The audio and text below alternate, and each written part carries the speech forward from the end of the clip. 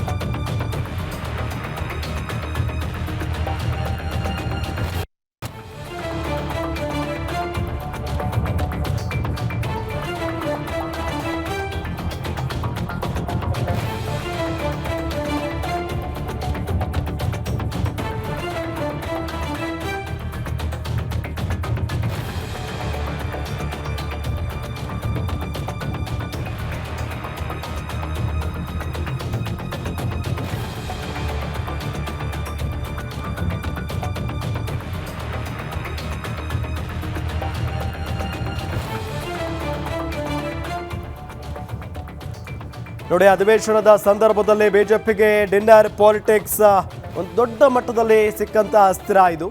ಕಾಂಗ್ರೆಸ್ ನಾಯಕರ ವಿರುದ್ಧ ಬಿಜೆಪಿ ನಾಯಕರು ಮುಗಿಬಿದ್ದು ಬಿಟ್ಟಿದ್ದಾರೆ. ರಾಜ್ಯದ ಅಭಿವೃದ್ಧಿಯನ್ನ ಮರೆತು ಕುರ್ಚಿ ಕಚ್ಚಾಟದಲ್ಲಿ ಮಗ್ನರಾಗಿದ್ದಾರೆ ಅಂತ ಹೇಳಿ ಆಕ್ರೋಶವನ್ನ ವ್ಯಕ್ತಪಡಿಸ್ತಾ ಇರೋದು. ಇನ್ನು ಅಧಿವೇಶನಕ್ಕೆ ಬಂದಿದ್ದಾರೋ, ಪಾರ್ಟಿ ಮಾಡೋದಕ್ಕೆ ಬಂದಿದ್ದಾರೋ, ಡಿನ್ನರ್ ಪಾಲಿಟಿಕ್ಸ್ ವಿಚಾರಕ್ಕೆ BY ವಿಜೇಂದ್ರ ಖಂಡಾಮಂಡಲ ಆಗಿರೋದು. ಡೈಲಿ ಪಾರ್ಟಿ, ರಾತ್ರಿ ಆದರೆ ಜಾಲಿ ಜಾಲಿ ಅಂತ ಅಶೋಕ್ ಲೇವಡಿ ಮಾಡಿದ್ದಾರೆ. ಕಾಂಗ್ರೆಸ್ ಪಾರ್ಟಿ ಜನಗಳ ಪಾಲಿಗೆ ಸತ್ತೋಗಿದೆ ಅಂತ ವಾಗ್ದಾಳಿಯನ್ನು ನಡೆಸಿರೋದು. CM DCM ಕಾದಾಟದಲ್ಲಿ ಜನರ ಸಮಸ್ಯೆಗೆ ಪರಿಹಾರ ಸಿಗ್ತಾ ಇಲ್ಲ.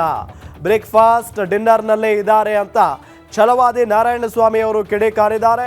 ಇನ್ನು ಸಿಟಿ ರವಿ, ಅಶ್ವಥ್ ನಾರಾಯಣ್ ಸೇರಿದಂತೆ ಹಲವು ನಾಯಕರು ಸರ್ಕಾರದ ವಿರುದ್ಧ ವಾಗ್ದಾಳಿಯನ್ನು ನಡೆಸಿದ್ದಾರೆ.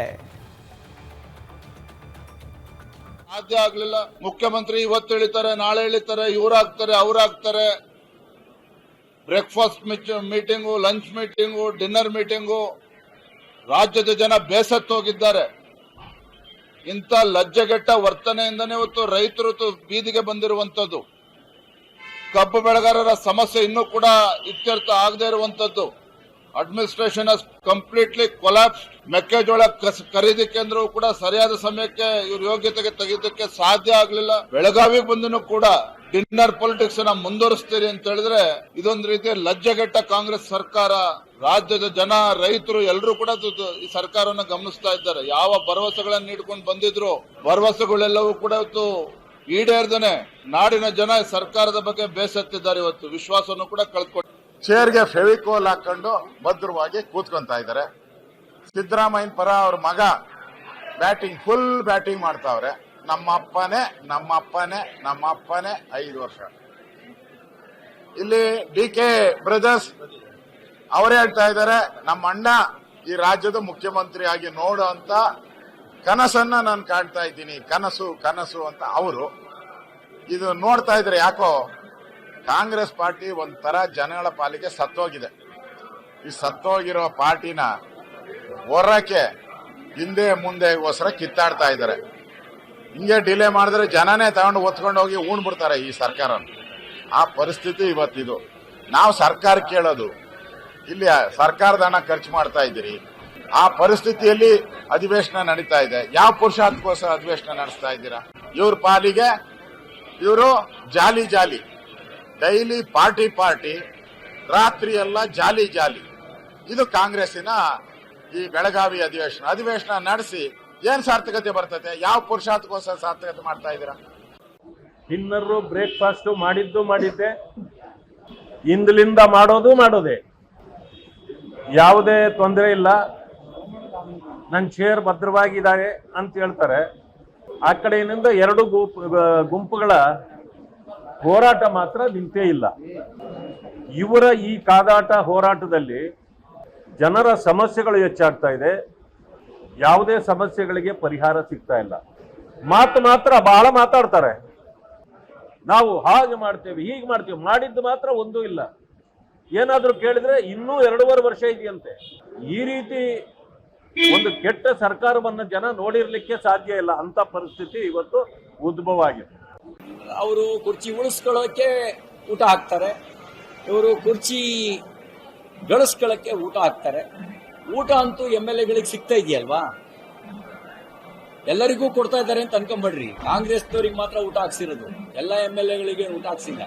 ಕಾಂಗ್ರೆಸ್ನವರಿಗೆ ಒಂಥರ ಮಜಾ, ಆ ಕಡೆಗೆ ಹೋದ್ರು ಉಂಟು, ಈ ಕಡೆಗೆ ಹೋದ್ರು ಉಂಟು. ಅವರು ಕುರ್ಚಿ ನಮ್ಮ ಜೊತೆಗೆ ಇದೀಗ ಅಶ್ವಥ್ ನಾರಾಯಣ ಅವರಿದ್ದಾರೆ, ಅವ್ರನ್ನು ಸಹ ಮಾತಾಡ್ತೀನಿ. ಸರ್, ಬೆಳಗಾವಿ ಅಧಿವೇಶನದಲ್ಲಿ ಉತ್ತರ ಕರ್ನಾಟಕದ ಸಮಸ್ಯೆಗಳು ಚರ್ಚೆ ಆಗ್ತೀವಿ ಅನ್ನೋ ಒಂದು ಆಶೆಯನ್ನ ಇಟ್ಕೊಂಡಿದ್ರು ಈ ಭಾಗದವ್ರು. ಆದ್ರೆ ಡಿನ್ನರ್ ಪೊಲಿಟಿಕ್ಸ್ ಸಾಕಷ್ಟು ಸದ್ದು ಮಾಡ್ತಾ ಇದೆ, ಏನ್ ಹೇಳ್ತೀರಾ? ಇದೆಲ್ಲ ಅಧಿಕಾರದ ದಾಹ. ಹಾಗಾಗಿ ಆ ಗುಂಪುಗಾರಿಕೆ ಏನಾಗ್ತಿದೆ ಕಾಂಗ್ರೆಸ್ನಲ್ಲಿ, ಗುಂಪುಗಾರಿಕೆಯಿಂದಾಗಿ ಅವರ ಆದ್ಯತೆ ತಪ್ಪಿ ಹೋಗಿದೆ.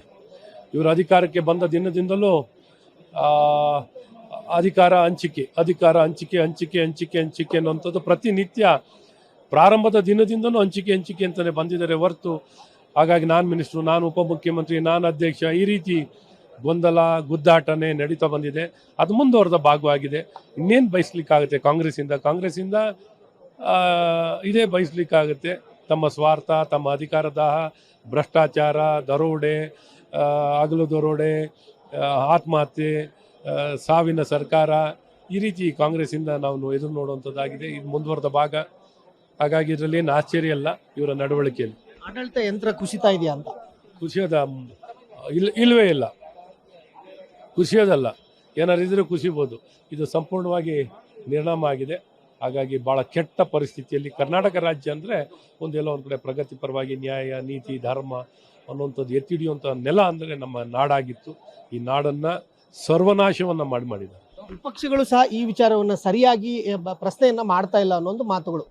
ಖಂಡಿತ ನೋಡಿ, ಭಾಳ ಸ್ಪಷ್ಟವಾಗಿ ಯಾವ ರೀತಿ ನೀರಾವರಿ ವಿಚಾರದಲ್ಲಿ ನಿರ್ಲಕ್ಷ್ಯ ಮಾಡಿದ್ದಾರೆ, ಅಥವಾ ಕಬ್ಬು ಬೆಳೆಗಾರರಿಗೆ ನಿರ್ಲಕ್ಷ್ಯ ಮಾಡಿದ್ದಾರೆ, ಮೆಕ್ಕೆಜೋಳ ಬೆಳೆಗಾರರಿಗೆ ಖರೀದಿಯನ್ನು ಮಾಡ್ತಿಲ್ಲ. ಅವ್ರ ಕಾರಣಗಳು 100 ಕೊಡ್ತಾನೆ ಇರ್ತಾರೆ, 100 ಕಾರಣಗಳು ಕೊಡ್ತಿದ್ದಾರೆ. ಅಧಿಕಾರದಲ್ಲಿದ್ದು ಜವಾಬ್ದಾರಿಯುತವಾಗಿ ಬಂದು ನಡವಳಿಕೆಯಿಂದ ನಿರ್ವಹಣೆಯನ್ನು ಮಾಡೋದ್ರಲ್ಲಿ ಎಲ್ಲ ವಿಚಾರದಲ್ಲೂ ವಿಫಲರಾಗಿದ್ದಾರೆ. ಹಾಗಾಗಿ ಏನಿದ್ರು ಆ ವಿಫಲತೆಯನ್ನು ಭಾಳ ಸ್ಪಷ್ಟವಾಗಿ ಇವತ್ತು ಇರುವಂಥ ಪ್ರಸ್ತುತವಾಗಿರುವಂಥ ವಿಚಾರಗಳನ್ನು ಕಾನೂನು ಸುವ್ಯವಸ್ಥೆಯಾಗಿ ಕುಸಿದಿದೆ ಅನ್ನೋಂಥದ್ದನ್ನೆಲ್ಲ ಭಾಳ ಸ್ಪಷ್ಟವಾಗಿ ತಿಳಿಸಿದ್ದಾರೆ. ಆದರೆ ಇನ್ನೇನು ಜೋರಾಗಿ ಕೂಗಾಡಬೇಕಷ್ಟೇ ಅನಿಸುತ್ತೆ. ಇನ್ನೇನು ಬಿಟ್ಟರೆ ಇನ್ನೇನು ಸೂಕ್ಷ್ಮವಾಗಿ ಎಲ್ಲರೂ ಭಾಳ ಪ್ರಬಲವಾಗಿ ಸರ್ಕಾರಕ್ಕೆ ಏನಾದ್ರು ಸೂಕ್ಷ್ಮತೆ ಇದ್ದರೆ ಅದು ಅರ್ಥ ಆಗುತ್ತೆ. ಸಿಎಂ ಕುರ್ಚಿ ವಿಚಾರಕ್ಕೆ ಸಂಬಂಧಪಟ್ಟಂಗೆ ಸದನದಲ್ಲಿ ಏನಾದರೂ ಚರ್ಚೆ ಮಾಡ್ತೀರಾ ಅಂತ? ಚರ್ಚೆ ಅಂದರೆ ನಾವು ಅವ್ರದ್ದು ಪಕ್ಷದ ಒಳ್ಳೆ ವಿಚಾರ. ನಾವೇನು ಈ ಸಾರ್ವಜನಿಕವಾಗಿ ಒಬ್ಬ ಟ್ವೀಟ್ ಮಾಡಿದ್ರು, ಒಬ್ಬರು ಯಾರೋ MLC ಟ್ವೀಟ್ ಮಾಡಿದರು, ಮುಖ್ಯಮಂತ್ರಿ ಮುಖ್ಯಮಂತ್ರಿಯಾಗಿ ಸ್ವಾಗತ ಮಾಡ್ತಿದ್ದೀನಿ ಅಂತ. ಇದೆಲ್ಲ ಒಂಥರ ಸಾರ್ವಜನಿಕವಾಗಿ ಅವ್ರು ಏನಾರು ಮಾಡ್ಕೊಳ್ಳಿ, ಯಾರು ಬೇಕಾದ್ರೂ ಮುಖ್ಯಮಂತ್ರಿ ಆಗಲಿ, ಅದು ಕಾಂಗ್ರೆಸ್ ಪಕ್ಷಕ್ಕೆ ಬಿಟ್ಟಿರೋದು. ಆದರೆ ಈ ಸಾರ್ವಜನಿಕವಾಗಿ ಗೊಂದಲ ನಿರ್ಮಾಣ ಮಾಡುವಂಥದ್ದು ಇಲ್ಲ. ಬೇಜವಾಬ್ದಾರಿತನ ಸರ್ಕಾರದಲ್ಲಿ ಗೊಂದಲ, ಸರ್ಕಾರ ಅನ್ನೋಂಥದ್ದು ಎಲ್ಲರಿಗೂ ಸಲ್ಲುವಂಥದ್ದು. 7.5 ಕೋಟಿ ಜನಕ್ಕೆ ಇವ್ರ ಮನೆ ಆಸ್ತಿ ಅಲ್ಲ, ಕಾಂಗ್ರೆಸ್ ಪಕ್ಷದ ಮನೆ ಆಸ್ತಿ ಅಲ್ಲ. ಹಾಗಾಗಿ ಜವಾಬ್ದಾರಿಯುತವಾಗಿ ಕರ್ನಾಟಕದ ಗೌರವವನ್ನು ಕಾಪಾಡಿಕೊಳ್ಳುವಂಥದ್ದು ಇವ್ರ ಕರ್ತವ್ಯ ಆಗಿದೆ, ಇವ್ರ ಜವಾಬ್ದಾರಿ ಆಗಿದೆ. ಇದಿಷ್ಟು ಶಾಸಕರಾಗಿರ್ತಕ್ಕಂಥ ಅಶ್ವಥ್ ನಾರಾಯಣ ಅವರ ಮಾತುಗಳು. ಕ್ಯಾಮ್ರಾಮನ್ ಅಜಯ್ ಜೊತೆ ವೀರೇಶ್ ದಾನಿ, ಗ್ಯಾರಂಟಿ ನ್ಯೂಸ್, ಬೆಳಗಾವಿ. ಈ ಮಂತ್ರಿಗಳಿಗೆ ಡ್ಯೂಟಿ ಕೊಟ್ಟಿರ್ತಾರೆ, ಯಾರು ವಿಧಾನಸಭೆಯಲ್ಲಿ ಕುತ್ಕೋಬೇಕು, ಯಾರು ವಿಧಾನ ಪರಿಷತ್ನಲ್ಲಿ ಕುತ್ಕೋಬೇಕು, ಮತ್ತು ಯಾರ್ಯಾರು ಪ್ರಶ್ನೆಗಳು ಇವತ್ತು ಬರ್ತಾವ ಅವ್ರು ಯಾರು ಉತ್ತರ ಕೊಡಬೇಕಂತೇಳಿ. ಇವತ್ತು ಕೂಡ ಸಭಾಧ್ಯಕ್ಷರ ಗಮನಕ್ಕೆ ಇದೆ, ಮುಖ್ಯಮಂತ್ರಿಗಳು ಮತ್ತು ಇನ್ನೊಬ್ಬ ಮಂತ್ರಿಗಳು ಬಿಟ್ಟರೆ ಯಾರೂ ಇದ್ದಿದ್ದಿಲ್ಲ ಸದನದಲ್ಲಿ, ಅಧಿಕಾರಿಗಳು ಇರೋದಿಲ್ಲ. ಅಂದರೆ ಇದು ಸರ್ಕಾರದ ದಿವ್ಯ ನಿರ್ಲಕ್ಷ್ಯ ತೋರಿಸ್ತದೆ. ಈ ಮಂತ್ರಿಗಳಿಗೆಲ್ಲ ಏನು ತಿಳ್ಕೊಂಬಿಟ್ಟಾರಂದ್ರೆ ರಾಜಕಾರಣ ಮಾಡೋದಕ್ಕೆ ಅಷ್ಟೇ ತಾವು ಮಂತ್ರಿಗಳಂತ ತಿಳ್ಕೊಳೋದು.